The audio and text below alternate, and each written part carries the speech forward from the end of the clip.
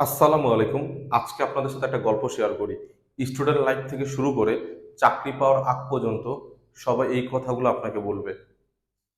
আপনাকে জঘন্য রকম পরিশ্রমী হইতে হবে, প্রচুর পরিশ্রম করতে হবে, গাধার মতো পরিশ্রম করতে হবে, কুকুরের মতো পরিশ্রম করতে হবে। পরিশ্রম করলেই যে তুমি সফল হবা এরকম কোনো গ্যারান্টি নেই। তবে সফলতার পেছনে অবশ্যই তোমাকে পরিশ্রম করতে হবে।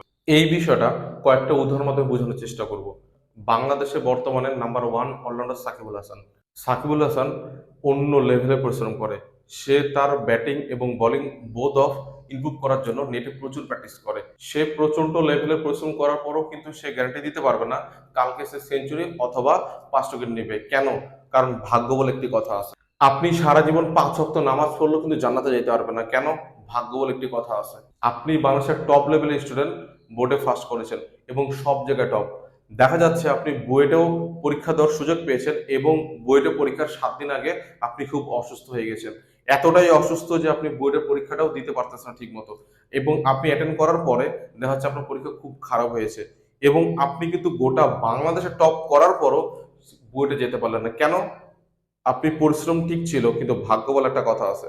ধরুন আপনার কাছে এখন কোটি কোটি টাকা আছে, আপনার ইচ্ছা আপনার পিতামাতাকে নিয়ে আপনি হজে যাবেন, কিন্তু দেখা গেল আপনার পিতামাতা পরলোক গমন করেছে, অর্থাৎ মৃত্যুবরণ করেছে।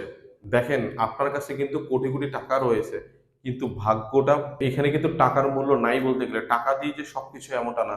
আপনার ইচ্ছা ছিল আপনি আপনার পিতামাতাকে নিয়ে হজে যাবেন কিন্তু পারতেছেন না, টাকা থাকার পরও। কেন? কারণ আপনার ভাগ্যে নেই। পৃথিবীর প্রত্যেকটা মানুষের ক্ষেত্রে পরিশ্রম, মেধা এবং লাস্ট ওয়ান ভাগ্য, অর্থাৎ এই তিনটা জিনিস যদি অনুকূলে থাকে তাহলে সেই ক্ষেত্রে তার অবশ্যই অবশ্যই 100% সাফল্য আসবেই।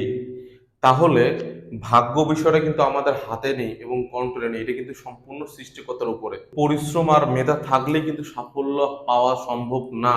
অবশ্যই অবশ্যই ভাগ্যটাও একটা ফ্যাক্ট। তাই সৃষ্টিকর্তার কাছে বেশি বেশি দোয়া করুন যেন আপনার ভাগ্য ভালো হয়ে থাকে।